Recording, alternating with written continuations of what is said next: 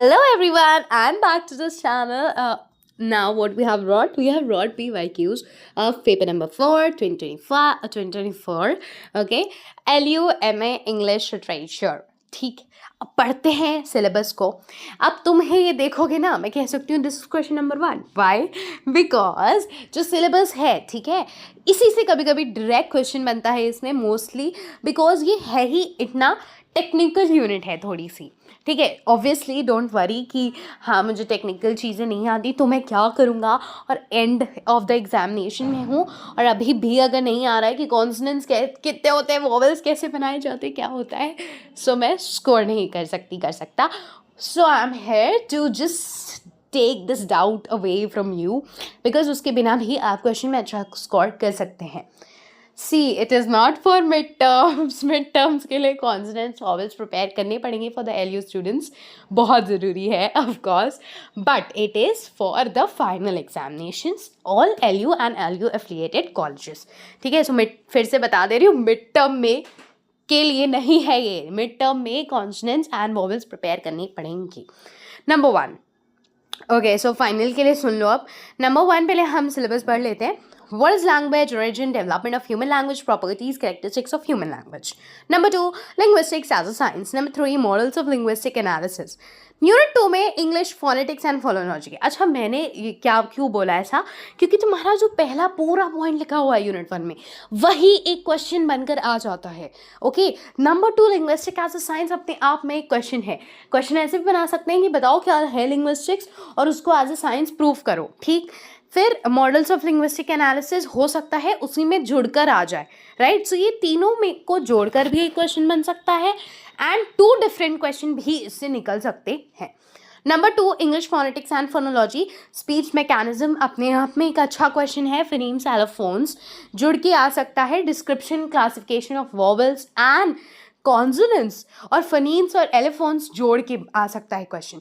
Consonants vowels अगर तुमको सच में आता है, वेरी ग्रेट, क्योंकि तुम्हारा एक बहुत बड़ा अच्छा टेक्निकल क्वेश्चन हो जाएगा और ये फुल फ्लेजेड मार्क्स में आता है. राइट, टाइप्स ऑफ ट्रांस पर अगर ये नहीं आता तब भी I have your back, please wait. Okay, types of transcription, strong and weak form, syllable, word accent, stress, rhythm in connected speech, intonation in English. Unit 4 है तुम्हारा इंग्लिश मॉर्फोलॉजी में introduction to morphology, morphemes and allomorphs. Okay, process of word formation. Next syntax में तुम्हारा syntax structure जो तुम्हें बनाने को आता है, नाउन फ्रेज और वर्ब फ्रेज में अपने आप में एक क्वेश्चन है ये. Meaning of auxiliary, types of clauses and sentences. अब तुम्हें क्वेश्चन ये भी आ सकता है, सेंटेंस क्या होता है, types of clauses and sentences बताइए. ठीक है, so this is also a question in itself. As I told you कि ये पेपर ही वैसा है कि डायरेक्ट क्वेश्चन आते हैं. तो अगर तुमको, अच्छा ठीक है, हम ये इंपॉर्टेंट चीज़ लास्ट में डिस्कस करेंगे कि हमें क्या एंड के लिए प्रिपेयर करना है. ठीक है, पहले क्वेश्चन देख लेते हैं, इससे रिलेटेड जो 2024 में आए हैं. Number 1, what are the major models of linguistic analysis, give in detail. So major models एक क्वेश्चन आया है हमारे क्वेश्चन नंबर यूनिट नंबर 1 से. Right, now number 2, right a detail essay on the growth and development of human language.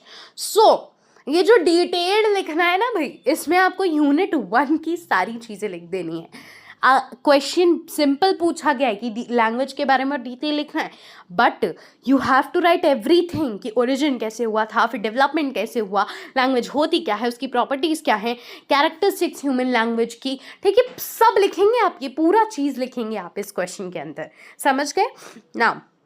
Next, write a detail essay on the growth and हो गया. What do you mean by strong and weak forms, give a detail note on it. देखो, मैंने कहा था direct question बनते हैं and बना है strong and weak forms. Unit 3 का पहला डायरेक्ट क्वेश्चन है स्ट्रॉन्ग एंड वीक फॉर्म्स. ठीक, नाउ यूनिट नंबर 4 हम देख रहे हैं, what is significance of intonation in English language, define and analyse.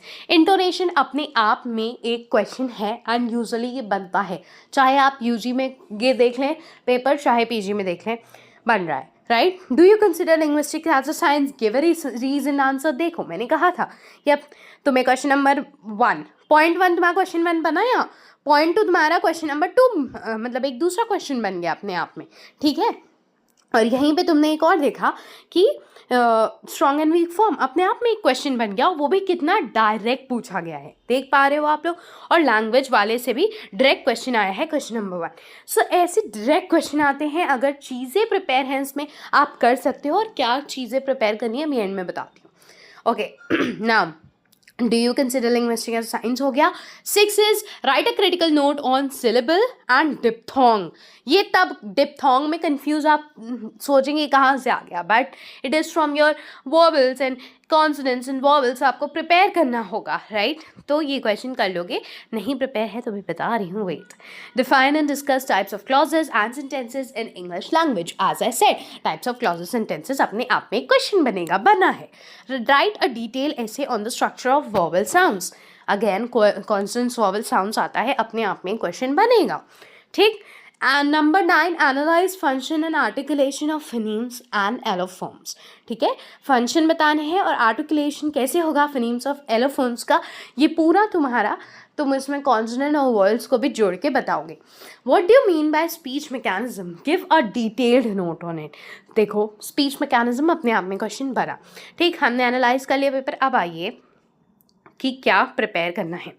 सबसे पहले अगर आप ऐसे इंसान हैं जिसे classification of vowels and consonants आ गया है, ऑलराइट, वो इंसान के एक क्वेश्चन पूरा पक्का है, राइट, बिकॉज ये जरूर बनता है, पक्का बनता है। So your this question is confirm, तुम्हारे ये क्वेश्चन के 1 मार्क्स बिल्कुल कन्फर्म है अगर कॉन्सोनेंट्स वॉवल आ रहा है।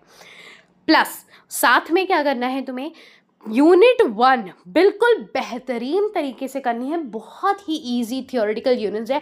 सिर्फ एक बार लिटरली तुमने सर्च कर लिया इन नेट पे या लिटरली एक बुक उठाकर पढ़ ली लैंग्वेज की, तब भी तुमसे ये क्वेश्चन हो जाना है। थ्योरी पार्ट है, ओके, कोई टेक्निकल चीज़ नहीं। एक तुम्हें टेक्निकल चीज़ आती है कॉन्सोनेंट्स वॉवल, क्वेश्चन 1 बनेगा। क्वेश्चन 2 तुम्हारा लैंग्वेज से पूरा ओरिजिन डेवलपमेंट कैरेक्टरिस्टिक जोड़ जाड़ कर बन गया, चाहे हटा कर बन गया, पर एक क्वेश्चन बनेगा। लिंग्विस्टिक्स एज अ साइंस को भी तुम जोड़ सकते हो एक अलग क्वेश्चन की तरह, ठीक। फिर तुमको प्रिपेयर कर लेना है इंटोनेशन, जो कि एक क्वेश्चन यूजुअली बनता है, ठीक है। Types of clauses and sentences, a noun phrase and verb phrase. इतना अगर आपने अलग अलग से उठाकर प्रिपेयर किया है, सो अब you are good to go if you are preparing at the end and you want some great question जो तुम्हें प्रिपेयर करने चाहिए। तुम्हारे लिए ये थे। अब वो बच्चे जिनके लिए क्लास वॉवल्स और कॉन्सोनेंट्स, जिनको लगता है कि यार मुझसे नहीं हो रहा है because it's a technical thing, और अगर आपके यहाँ ऑब्वियसली ढंग से नहीं पढ़ाए गए, आई कैन अंडरस्टैंड, नहीं कर पाओगे। सो उन लोगों को क्या करना है, उन लोगों को सबसे पहले यूनिट 1 में language origin, linguistic as science, modern linguistic, बहुत अच्छे से आपको पूरी यूनिट कर लेनी है। बिलीव में थ्योरी पार्ट है, मुश्किल से 1.5 आवर में लिटरली एक आदमी को रट सकता है ये चीज़, ठीक है, एकदम आप रटा छाप सकते हैं ऐसा, ऑलराइट। सो ये तो कर ही लेना है यूनिट 1। देन स्पीच मैकेनिज्म कर लो, ऑलराइट। फनीम्स एलोफेंट्स नहीं हो रहा है, नो इश्यूज़, थोड़ा टेक्निकल है, गॉट इट, हटा सकते हो। Description of classification of vowels and consonants आपने हटा ही रखा है, तो आपने क्या कर लिया, यूनिट 1 पूरा कर लिया, यूनिट 2 का 1 पार्ट आपने कर लिया है। ट्रांसक्रिप्शन का हम स्ट्रॉन्ग एंड वीक फॉर्म समझिए कैसा होता है थोड़ा सा, ठीक है, सो दैट आप इंटोनेशन तक कर पाएँ, क्योंकि इंटोनेशन में स्ट्रॉन्ग एंड वीक फॉर्म भी डाल सकते हो, सिलेबल्स भी मतलब आपकी टोन, पिच की सब कुछ चीज़ें डाल देंगे आप, रिदम इन कनेक्टेड स्पीच, है ना।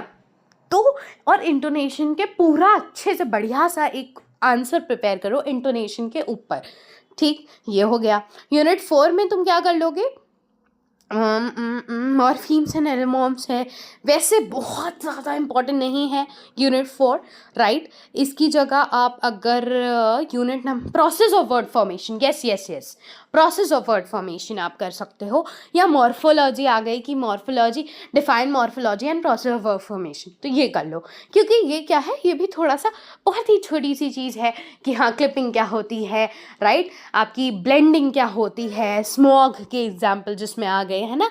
सो ये चीज़ें बहुत इंपॉर्टेंट भी हैं एक तरह से और ईजी टू गो है, राइट? सो कर लोगे। नाउन फ्रेज, वर्ब फ्रेज ज़रूर प्रिपेयर कर लो and types of clauses and sentences ज़रूर प्रिपेयर कर लो। ऑक्सिलरी चलो छोड़ सकते हो, ठीक?